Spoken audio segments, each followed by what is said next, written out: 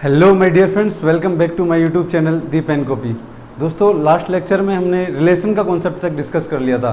आज हम डिस्कस करने वाले हैं फंक्शन का कॉन्सेप्ट। तो फंक्शन क्या होता है? फंक्शन एक स्पेशल टाइप का रिलेशन होता है।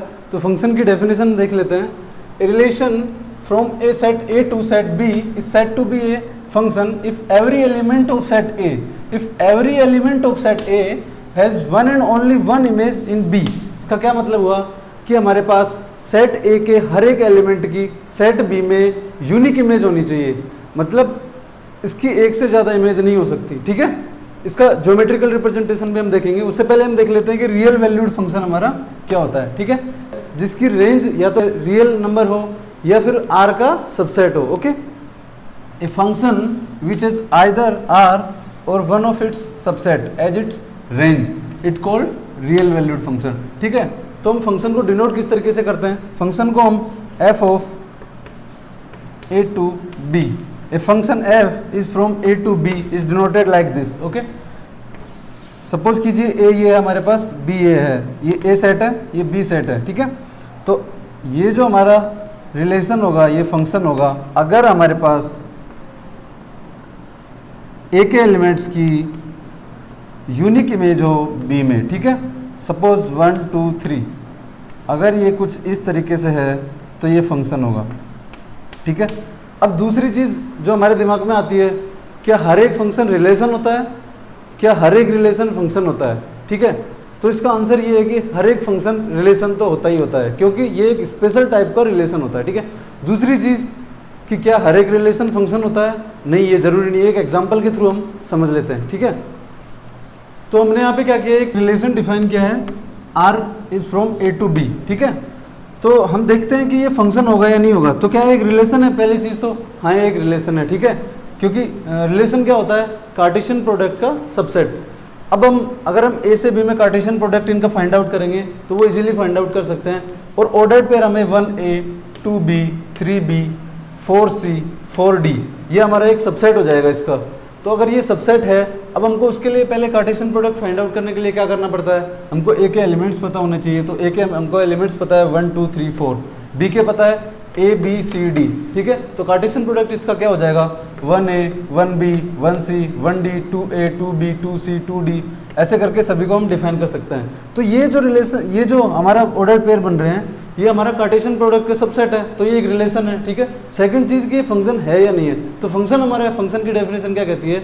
A relation R from a set A to set B is a function if every element of A has one and only one image in set B.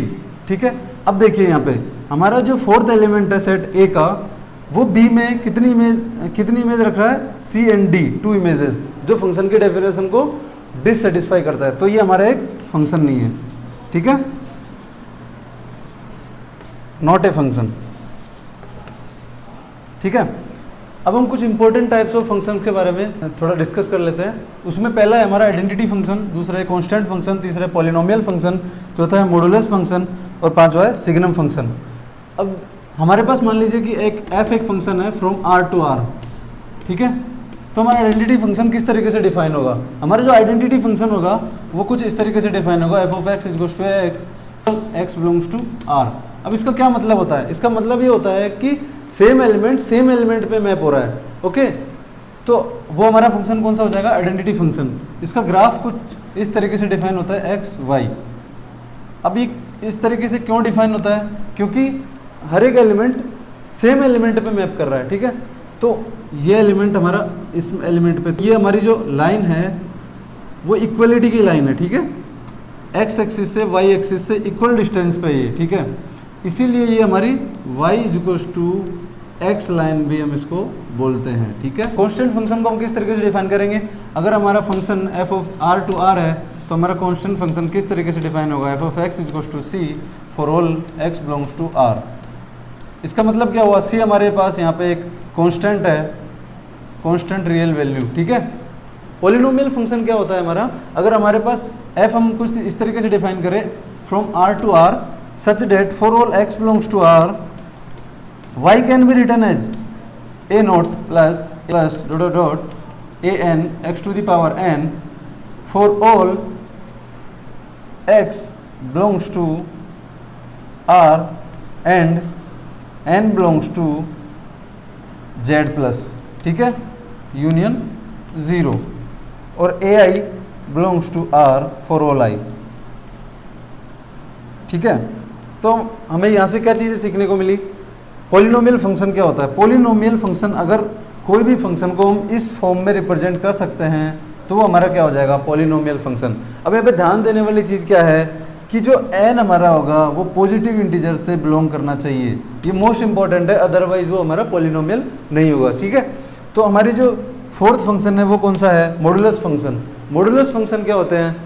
अगर हमारा function r से r में define है तो f of x is equals to mod of x for all x belongs to r, ये हमारा modulus function की definition होती है। आइडेंटिटी फंक्शन में हमने ये देखा था कि हमारी y equals to x line है, तो if x is greater than equals to 0 then x, और इसके जस्ट इधर मिरर में क्या हो जाएगी? y equals to minus x, ठीक है। तो ये माइनस x लाइन कब हम यूज में लेंगे? x इज लेस देन 0, तो यहाँ से यहाँ तक माइनस x, तो आपको ग्राफ भी क्लियर हो गया होगा इसका, ठीक है। अब बात करते हैं कि सिग्नम फंक्शन क्या होता है हमारा।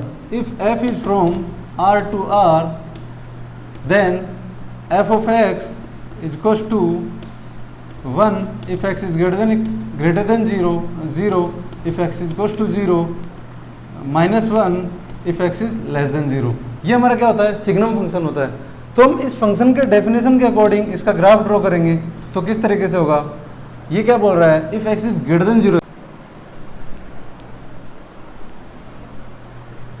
अब बात करते हैं कि सिग्नम फंक्शन क्या होता है हमारा। If f is from r to r then f of x is equals to 1 if x is greater than 0 if x is equals to 0 minus 1 if x is less than 0, ये हमारा क्या होता है? Signum function होता है। तो हम इस फंक्शन के डेफिनेशन के अकॉर्डिंग इसका ग्राफ ड्रॉ करेंगे तो किस तरीके से होगा? ये क्या बोल रहा है? If x is greater than 0, exactly 0, not equals to 0, if x is greater than 0 then f of x is equals to 1।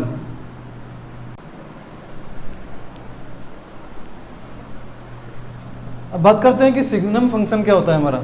If f is from r to r then f of x is equals to 1 if x is greater than 0 if x is equals to 0 minus 1 if x is less than 0, ये हमारा क्या होता है? Signum function होता है। तो हम इस फंक्शन के डेफिनेशन के अकॉर्डिंग इसका ग्राफ ड्रॉ करेंगे तो किस तरीके से होगा? ये क्या बोल रहा है? If x is greater than 0, exactly 0, not equals to 0, if x is greater than 0 then f of x is equals to 1।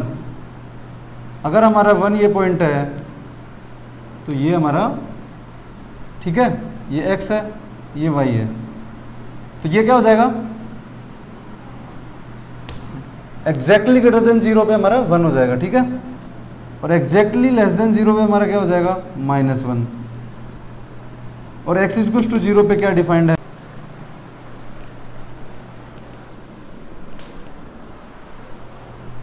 तो हम बात करते हैं कि identity, constant, polynomial, modulus, signum function, इन सब की डोमेन, कोडोमेन और रेंज क्या होगी, ठीक है।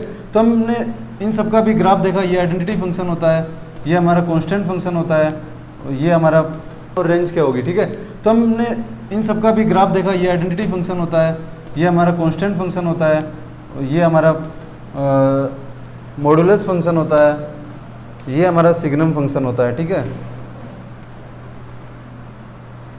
और पॉलिनोमियल को अभी हम एक्सप्लेन करेंगे, ठीक है। अभी देखते हैं आइडेंटिटी फंक्शन की रेंज, डोमेन और कोडोमेन। तो इसकी डोमेन क्या हो जाएगी? हमारी कंप्लीट आर हो जाएगी, क्योंकि हमारे जो डोमेन के एलिमेंट्स कहाँ से कहाँ तक आ रहे हैं? माइनस इन्फिनिटी से लेकर इन्फिनिटी तक। रेंज क्या हो जाएगी इसकी? माइनस इन्फिनिटी से लेकर इन्फिनिटी तक। और कोडोमेन भी क्या हो जाएगी हमारी इसकी? माइनस इन्फिनिटी से लेकर इन्फिनिटी तक। तो हमारी यहाँ पे क्या आ रही है? Range equals to codomain. यहाँ पर इंपॉर्टेंट चीज़ है ये ध्यान देने वाली, ठीक है। जो हमारा कॉन्स्टेंट फंक्शन है उसकी डोमेन क्या है? कॉन्स्टेंट फंक्शन की हमारी डोमेन x कहाँ से कहाँ तक वेरी कर रहा है? माइनस इन्फिनिटी से लेके इन्फिनिटी तक। हमारा y कहाँ से कहाँ तक वेरी कर रहा है? ये हमें क्या बताएगा? रेंज। तो इसकी रेंज क्या हो जाएगी हमारी? सिर्फ और सिर्फ एक एलिमेंट। कौन सा एलिमेंट? c, जो हमारा कॉन्स्टेंट है, ठीक है। और जो इसकी कोडोमेन होगी वो क्या हो जाएगी हमारी? कंप्लीट r हो जाएगी, ठीक है। अब बात करते हैं हम मॉडुलस फंक्शन की। तो मॉडुलस फंक्शन की डोमेन क्या हो जाएगी? माइनस इन्फिनिटी से लेके इन्फिनिटी तक कंप्लीट r, हमारा x कहाँ से तक वेरी कर रहा है, -इन्फिनिटी से लेके इन्फिनिटी तक। n हमारा होगा इवन नेचुरल नंबर, ठीक है। या फिर हम कह सकते हैं n बिलोंग्स टू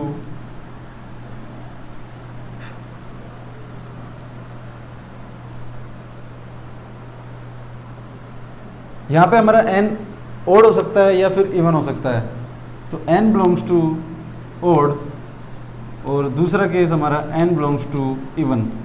तो अब इन दोनों केसेस में हम इनके ग्राफ डिस्कस कर लेते हैं, ठीक है। तो हमारा यहाँ पे x n when n is even when n is odd, ठीक है। तो अब जब इवन की बात आती है तो हमारा ग्राफ कुछ इस तरीके से डिफाइन होगा, और ओड की बात आती है तब हमारा ग्राफ कुछ इस तरीके से डिफाइन होगा। x to the power n when n is odd, x to the power n when n is even। अब हम जैसे जैसे इसकी पावर इंक्रीज करते जाएंगे, suppose for this graph is for x square, अब हमको x की पावर 4 के लिए ड्रॉ करना है, तो ये इस तरीके से श्रिंक हो जाएगा, ठीक है। फिर हम और इसकी पावर बढ़ाते जाएंगे तो कुछ इस तरीके से -इन्फिनिटी से लेकर इन्फिनिटी तक के लिए डिफाइन है, तो R हो जाएगी इसकी डोमेन। अब बात करते हैं इसकी रेंज की, तो इसकी रेंज क्या हो जाएगी हमारे पास, ओनली और ओनली 3 एलिमेंट्स, एक -1, एक 0 और एक 1। तो इसकी रेंज क्या हो जाएगी, -1, 0 और 1, क्योंकि हमारे पास y में कौन कौन से एलिमेंट्स आ रहे हैं, ओनली 3 एलिमेंट्स आ रहे हैं। अब बात करते हैं इसकी रेंज की, तो रेंज हम कंप्लीट R, ठीक है। अब बात करते हैं पॉलिनोमियल फंक्शंस की। अब पॉलिनोमियल फंक्शंस 2-3 तरीके से डिफाइन हो सकते हैं। तो पहला पॉलिनोमियल जो फंक्शन होगा हमारा x to the power n के फॉर्म में, यहाँ पे हमारा n ओड हो सकता है या फिर इवन हो सकता है, तो n बिलोंग्स टू ओड और दूसरा केस हमारा n बिलोंग्स टू इवन। तो अब इन दोनों केसेस में हम इनके ग्राफ डिस्कस कर लेते हैं, ठीक है। तो हमारा यहाँ पे x n when n is even when n is odd, ठीक है। तो अब जब इवन की बात आती है तो हमारा ग्राफ कुछ इस तरीके से डिफाइन होगा, और ओड की बात आती है तब हमारा ग्राफ कुछ इस तरीके से डिफाइन होगा। अब हम बात कर लेते हैं अलजेब्रा ऑन फंक्शंस। फंक्शंस में ऑपरेशंस, एडिशंस, मल्टीप्लिकेशन, डिवीजन और सब्ट्रैक्शंस, ठीक है, और कांस्टेंट मल्टीप्लिकेशन ऑल्सो। तो अलजेब्रा हम डिस्कस कर लेते हैं। अगर हमारे पास दो फंक्शन है f and g defined from x to r, then f plus g, जब हम f प्लस जी को डिफाइन किस तरीके से करेंगे, ये इंपॉर्टेंट चीज़ है कि x हमारा r का सबसेट होना चाहिए, ठीक है। तो हमारा f प्लस जी किस तरीके से डिफाइन होगा, from x to r f plus g x is equals to f x plus g x for all x belongs to x, f minus g x to r f minus g x is equals to f x minus g x for all x belongs to x। तो constant multiplication of function कुछ इस तरीके से define होता है। Alpha f from x to r is defined as alpha x is defined as alpha fx is equals to alpha of fx for all x belongs to x and alpha belongs to r। alpha क्या हमारा constant है, ठीक है। और f dot g, दो function का multiplication कुछ इस तरीके से डिफाइन होता है, f dot g x is equals to f x dot g x for all x belongs to x। और जो इनका डिवीजन डिफाइन होता है वो इस तरीके से डिफाइन होता है, f of g from x to r f by g x is equals to f x upon में g x, x belongs to x and most important thing is gx is not equals to 0। अगर हमारा gx is equals to 0 हो गया तो हमारा ये define ही नहीं होगा, ठीक है। हमारा वीडियो पसंद आए तो प्लीज़ लाइक कीजिए, शेयर कीजिए और हमारे चैनल को सब्सक्राइब कीजिए। धन्यवाद।